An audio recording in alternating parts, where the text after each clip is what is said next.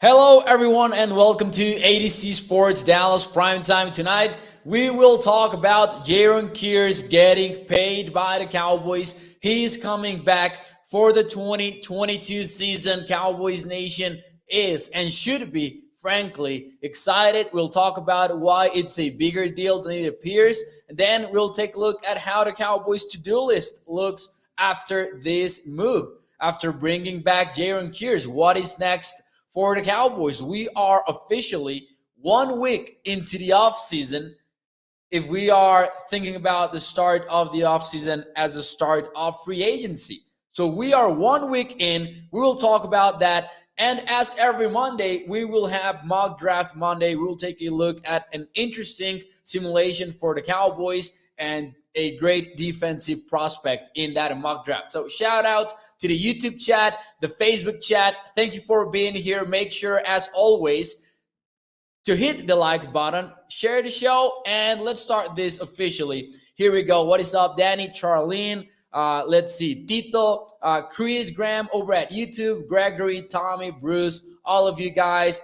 Shout out. Thank you for tuning in. Let's start the show officially. Here we go.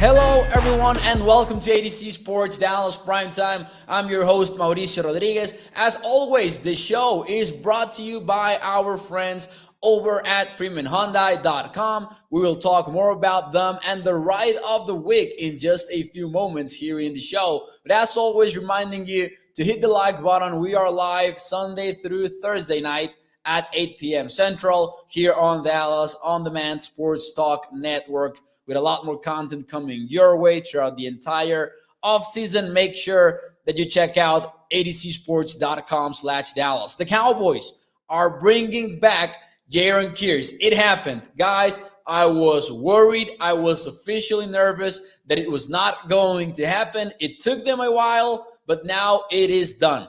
Jayron Kearse re-signing with the Cowboys, according to reports. Michael Gelkin from the Dallas Morning News, Jeremy Fowler from ESPN had the contract details. It's a 2-year deal, $10 million, with incentives to be up towards $11 million. So the first opening question, it's an emoji one. What is one emoji to describe Jayron Kearse coming back?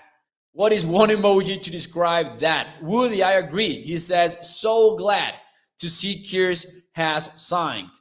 For multiple days, I thought that Jayron Kearse was a priority. After all of what happened with Randy Gregory, Michael Gallup, Jayron Kearse seemed to be the priority. But days were fleeting, and I thought for a moment that it was not getting done.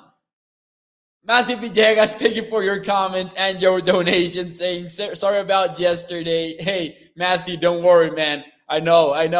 And I know that you stopped after it. Let's see some of your emojis. The okay slim green emoji, Chris Graham with the fire, the claps, Jay Cena with the lobby faces, thumbs up by DC. Mike Harris with I think that's a smirk, I believe. That's kind of a smirk burner account. You know, the hallelujah hands. I like that as well. I love all of these emojis. Here's mine. My emoji is the feud emoji. I actually had it here so I could copy and pasted it into the chat. I don't know if these will if this will be copied the way I wanted to be copied, but it's just a relieved emoji because I really was nervous that it was not getting done for a moment. Jayron Kearse coming back to the Dallas Cowboys is a bigger deal than it appears. And I was thinking about this when it happened. I was thinking about the perception that we have of the Cowboys hybrid safety / linebacker. And maybe it's kind of a biased perception. And I mean it in a negative way. I don't know if you guys would agree with me. Since he is a 7th round draft pick, since he's a player that arrived in Dallas, expected to be a special teamer, expected to be a player in the roster bubble, maybe even after a season in which he led the team in tackles, the question for Cowboys Nation seems to be, is it a one-year thing, or will he be able to keep it up with the Cowboys in a second year and a potential third year now that he signed to a 2-year contract? So I look at what Jayron Kearse was able to do in 2021, and maybe that's the perception because of what we knew about Jayron Kearse when he first got here. But Kearse was good everywhere. He was a tight end eraser, like we know. We have seen the stats versus even the top guys in the league, like George Kittle and Travis Kelce. He was dominant versus the run. He was a communicator with the Cowboys, wearing the green dot for the defense, calling assignments, being a leader of the team in that sense. And also, there was the athleticism and a lot of times with this kind of guys, you worry about the athleticism side of things, but Jayron Kearse even showed that at a very high level.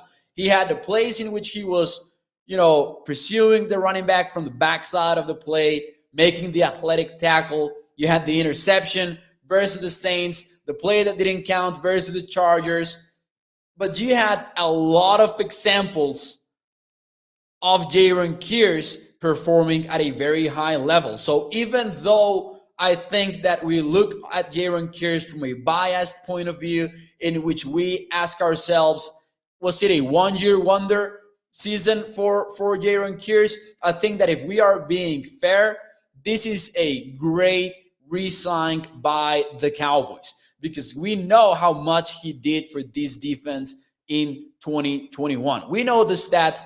Again, he led the team in tackles, had tackles for a loss, had interceptions, had a lot of PBUs, and he also shined in a very specific role for Dan Quinn. I don't know how much interest he got around the league. I do believe that how he fits into Dan Quinn's defense had a lot to do with his decision, because it's not like he signed a super high salary. Actually, I will talk to you more about, and I have a question lined up for you about the value behind this deal. But I do love the Cowboys getting back Jayron Kearse. He was a cornerstone for the defense. And I think that every time that we question if it was an exception in his career having such a good season, I think that we are underrating Jayron Kearse. Let's see. Clemente says, Jayron Kearse, I ain't mad about it. Let's go. Over at Facebook, burner account says, Mo, this is big for our culture. Oh, look at Michael being, hey, I like the positiveness from Michael, who has taken a massive hit around the league lately. I get being frugal, but there are good times to slightly overpay. Great moves. His burner account. Love it. Let's see here. We brought back Mr. Run, Hit, and Talk. I don't know if I can say it, though, but you guys know what I'm talking about. Mikel Narvaez says, Mo, what do you think on the Malik Hooker deal? I also liked it a lot. I think that the value was great, and I believe that right now we know who the Cowboys starting safeties are. Jayron Kearse and Malik Hooker. Of course, Kearse in that hybrid role that we have been discussing. He can play nickel linebacker. He can play in the box. He can do a lot of assignments. He can take care of those. Now, let's talk about the deal for a moment. And the question for you guys is $5 million per year more, less, or exactly what you expected for Jayron Kearse? I was looking at the numbers over at overthecap.com. And I didn't know if I had to look at the safety numbers, because to be honest, he did play in that linebacker role a lot. But he would rank close to 25th in the NFL in annual average per year. Well, I said it wrong, of course, average value per year. The projections were around $6 million, $7 million after it took some extra time maybe to get done. I was expecting his number per year to be higher. So I will say that this is actually less than I expected for Jayron Kearse. I thought that he was going to sign at least for $6 million per year. Oscar Herrera disagrees. He says too much money. Michael Villegas goes with the exactly. Samuel Rowe, exactly. It's fair. Let's see. Definitely more. We robbed that man, says Narvaez. Let's see. Peter Rizzo says less. DC, exactly. So more overall, I think that we're seeing exactly get the win with this question. Burner account, though, says less, especially with guaranteed money. It is a big step heading in the right direction, says Jason Renfro. Jesse says, bro, I really want to see the dude play. And he will. Jayron Kearse just got paid. Shout out to Primetime Phil. Exactly. Actually, I thought he was paid this year, but it was only a mil. This is Primetime Phil. So it's $5 million for 2 years. And I also like the length of the contract a lot because now the Cowboys are not very worried about, making that long-term commitment. And if it was a one-year deal, you will discover that a one-year wonder, you will discover that in the next couple of seasons. So I love this move by the Cowboys. I have liked what they have done recently.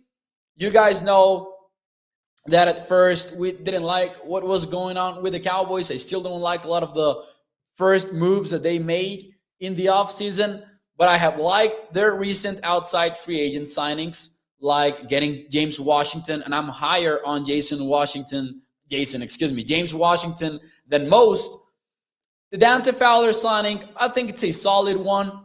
I don't see Fowler becoming the clear-cut starter in that rotation of defensive ends, but I do like the move, especially at a low cost, and I love getting back Jayron Kearse. D-Block says, of course, the Jones low-balled him. I wonder how much interest he got in the market. Because although you can sit here and say he shines on that Dan Quinn scheme and role that he carved out for Jayron Kearse, this is a copycat league, and a team desperate for some defensive help can get the player and then kind of carve out the same role that he had in Dallas for the new team. And I think that could happen. That has happened actually before with other players. Now that this is done, though, I was wondering how the to-do list looks like for the Dallas Cowboys. Because we are, in my opinion, about to enter a quiet streak of weeks in the Cowboys offseason. From here on to the NFL draft, the Cowboys do not seem to have a lot of moves to make. If we are operating under the assumption that they will not do a lot of outside free agent signings, there are a few that Cowboys Nation is still passionately tracking, like a potential Bobby Wagner signing, even though we are pessimists about it here on Primetime. But in my opinion, these are some of the most important items on the Cowboys to-do list moving forward. And I have divided them into two columns. One is in regards to inside free agents or in-house free agents. And then the two items in yellow are the ones that would take an external signing. So you can see the Cowboys to-do list. I have punter Brian Anger because I know we are not expecting the Cowboys to get their all-pro punter back, second-team all-pro punter back, because the reports out there indicate that he is going to be priced out for Dallas. But then you have two defensive tackles, Brent Orvin, Carlos Watkins, and even Mike. I wanted to throw in wide receiver Malik Turner because he might get re-signed as well. And then I had to include Bobby Wagner, even though I do not believe he will end up in Dallas. And maybe still finding some inside offensive line help. Not a lot of free agents out there at this stage of free agency, but could the Cowboys maybe sign J.C. Treader from the Cleveland Browns. That seems unlikely, though, because they would likely have to make him one of the highest paid centers in the league. So I have 6 items on the Cowboys to-do list right now. Here is a question for you, because Danny Savage, for example, says Irvin for the veteran minimum. Mike Jones says, I hope that we resign Watkins and Irvin. They are good bets. Lunatic says something similar, saying Brent Irvin should be re-signed, cheaper coming off injury and a good role player. The question here is, will the Cowboys, out of these 6 items, do you think they would tick off over or under 2.5 items on this checklist? Over or under 2.5 items on this checklist? So for those of you who are listening on the podcast, I will list them out again. Re-signing Brian Anger, Brent Irvin, Watkins, and Turner. So those are 4 in-house free agents. And also Bobby Wagner and inside offensive line. Over under 2.5 items on this checklist will be ticked off. Jason Chavez poses out a candidate for that inside offensive line help. Guard Will Hernandez from the New York Giants. Burner account says, oh, damn, that's hard. Hey, that's the objective. I like the questions better when I put you guys in a tough spot. Majority answer, though, so far is the under. Oscar Herrera goes with the under. Same with Primetime Fail. Danny under. Chesley over at YouTube also going with the under. Jason as well over at Facebook. A lot of people going with the over, though. Let's see. Joey Vela, always an optimist. He says over. I am taking the under. And I will show you the ones that I ticked off. I ticked off Brent Irvin. Pure speculation, of course. I would love to see Brent Irvin back with the Cowboys. I think that we kind of forget that he was playing about 40% of the snaps before he got injured. Good role player and would help the Cowboys run defense. I think that they bring back Malik Turner. I have given up on the Brian Anger expectations. Carlos Watkins, I would love him to come back. Here's what I think. I am confident that the Cowboys bring back at least one of these 2 defensive tackles because they need the depth. I don't think that they sign a free agent guard or center because I think that maybe they will be comfortable with McGovern heading into the NFL draft, very open to the possibility of drafting one with the 24th overall pick. And I am a full-on pessimist on the Bobby Wagner conversation. I am not buying into the Bobby Wagner hype. Narvaez says, Mo, they're going to get offensive line help in the draft. That would be the most likely outcome, I believe, for the 24th overall pick. I think that if they don't take an inside offensive lineman, that's because maybe they were off the board already, or there's a clear faller that's available at 24th when it's clear that he shouldn't be available, like CeeDee Lamb in 2020, you know? Bruce Got the Use says they're not signing the punter. Yeah, I don't think that's happening either. So I will take those 2, Brent Irvin, Malik Turner, and I am leaning towards Brent Irvin over Carlos Watkins just because of the Cowboys' habit, of course, in free agency, their habits in free agency. But anyways, that would leave the Cowboys in an interesting spot. And tomorrow night, the idea, by the way, spoiler alert, is to dive into the state of the Cowboys. And not really state of the Cowboys because that would be way too early to do so, but just what do we think about the Cowboys' projected lineups right now? And we will also likely talk about uh,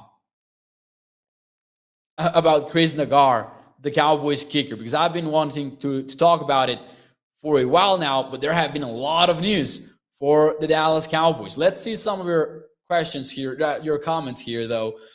Kristen says, I would sign Anger, low-key special teams is needed for our offense, third and outs. Oh, I would sign Brian Anger as well, definitely. But the reports out there kind of give me the idea that he will not be signing with the Cowboys again, right? The reports were that he was going to be priced out, and they sounded similar to those about Cedric Wilson, and it indeed didn't happen for the Cowboys and Cedric Wilson. Use Malik Turner says Damon Davis, it's his turn now, no wasted skills. You guys know that I like the James Washington signing. Having said that, though, Malik Turner, Simi Fehoko, they might be in a position to push for a significant role on the Cowboys offense in 2022. And I'm excited to see those training camp battles. They're always fun. Now, moving on, before we leave tonight, mock draft Monday. We had not done this. I think that we didn't do it last week because there was a lot of Cowboys information. I don't know what happened with the overlay, but once again, you saw the Canelo frame, the Canelo canvas that we have on studio behind the scenes. So shout out to those who were able to who caught it. And by the way, smash that like button for Canelo because he's the pound for pound king. You got to do it. I don't make up the rules. Let's move on to mock draft Monday, though. And this time we will take a look. I wanted to find a mock draft that was put together after the first wave of free agency. And I found one over at sharpfootballanalysis.com. And this is from Ryan McChrystal. With the 24th overall pick, the Cowboys taking Jordan Davis, defensive tackle from Georgia. Now, to give you some context, as always, before you guys let me know what you think in the chat, both top guards were off the board. Zion Johnson was taken at 17th. Kenyon Green at 23rd, one pick before the Dallas Cowboys turn, so that was a little bit painful. Nakobe Dean, Devin Lloyd, both were off the board. Treylon Burks was also not available for the Cowboys. Chris Olave, Garrett Wilson also off the board. So this was kind of a weird situation for the Cowboys in this mock draft. But how would you grade this mock draft? By Ryan McChrystal from the Sharp Football Analysis. How would you grade this pick knowing what I just told you? No guards available. Tyler Linderbaum was still on the board. I think that was one of the other possibilities for the Cowboys.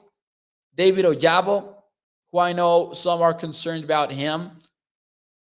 But I think those three would be the other possibilities. David Ojabo from Michigan, Tyler Linderbaum, the center from Iowa, and maybe Daxton Hill, the safety from Michigan. You guys know that I like Daxton Hill. Let me know your answers. How would you grade this week's mock draft from Sharp Football Analysis? And while you do that, let me talk to you about our friends over at freemanhyundai.com.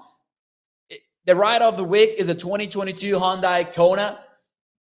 It's got 30/35 miles per gallon capacity, backup camera, game-changing Apple CarPlay and or Android Auto, and it comes in at an affordable price starting at just $23,990. Check it out, the new 2022 Kona over at freemanhyundai.com. Family-owned business for over 65 years. Check it out. Get your free quote over at freemanhyundai.com. Now, let's see some of your answers. Jordan Davis. Who would like Jordan Davis on the Cowboys? Narvaez says Linderbaum wasn't there. He was. 8 out of 10, says Eliu. Gregory says F. He will be gone. I'm not super sure that he will be gone, to be honest. Joey Bella says B plus, but I say we need offensive line more.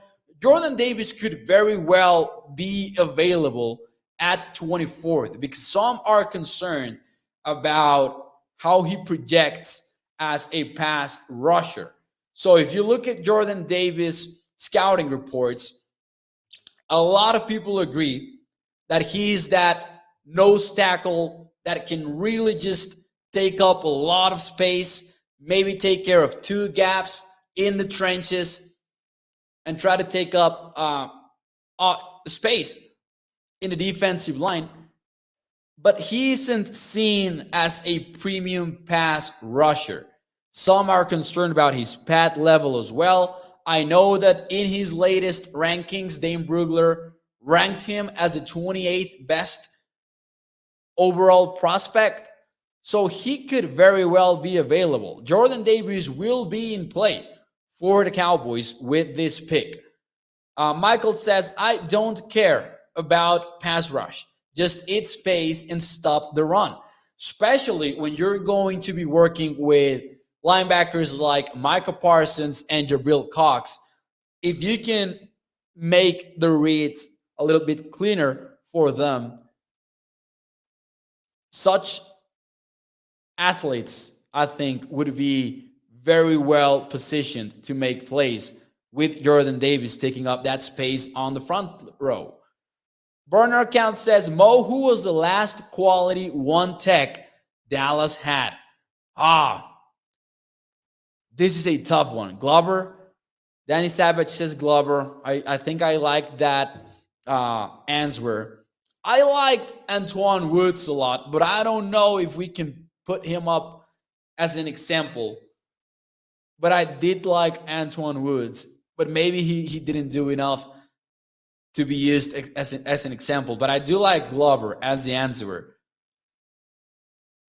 Over here we had 21.7 left after Kearse and 31.7 total counting Collins post-Yoon first money, right? No way they sit on that much money.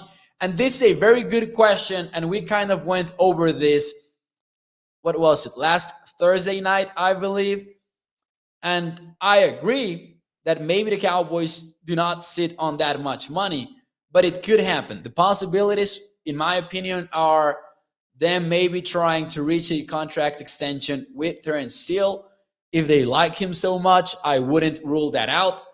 I also talked about a long-term deal between them and Dalton Schultz. By the way, a little bit of Cowboys catch-up.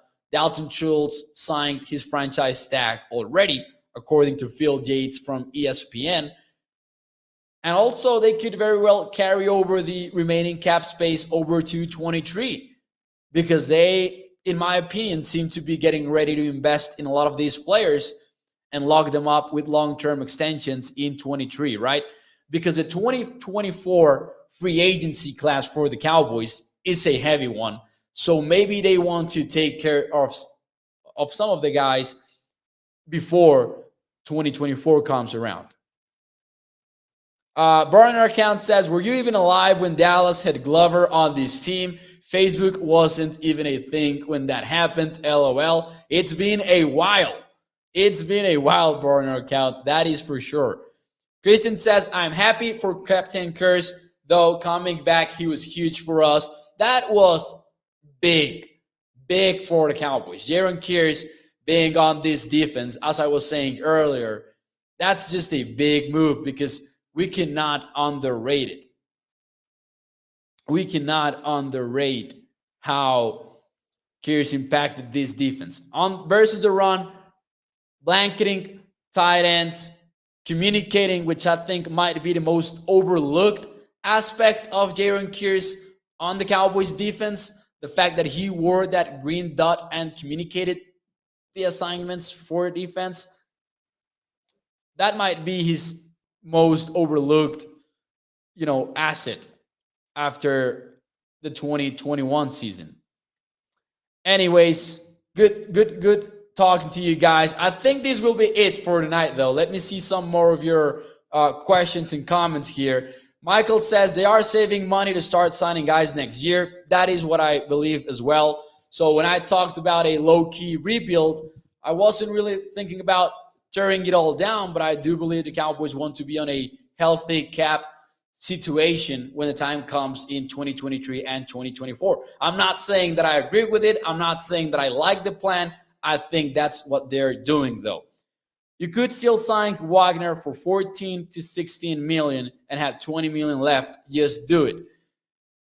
They could. I don't know that they will. I am still a pessimist on that conversation. But anyways, guys, that will be it for me tonight. Make sure that you hit the like button. Share the show. If you're watching on Facebook, YouTube, or Twitter, let your friends know about ADC Sports Dallas Primetime. Tomorrow night, we might take a look at how do we feel about where the Cowboys are at right now. So stay tuned Sunday through Thursday, 8 p.m. Central. Need to reach out to Sky, by the way, so we can arrange that crossover series like you have been asking for in the chat. I want to do that again as well. Those are always super fun. So I will let you know when we plan that. That would be fun. So shout out to all of you guys. Thank you for tuning in, and I will see you tomorrow night. As always, Primetime brought to you by our friends over at FreemanHyundai.com and the ride of the week, the 2022 Kona. See you guys.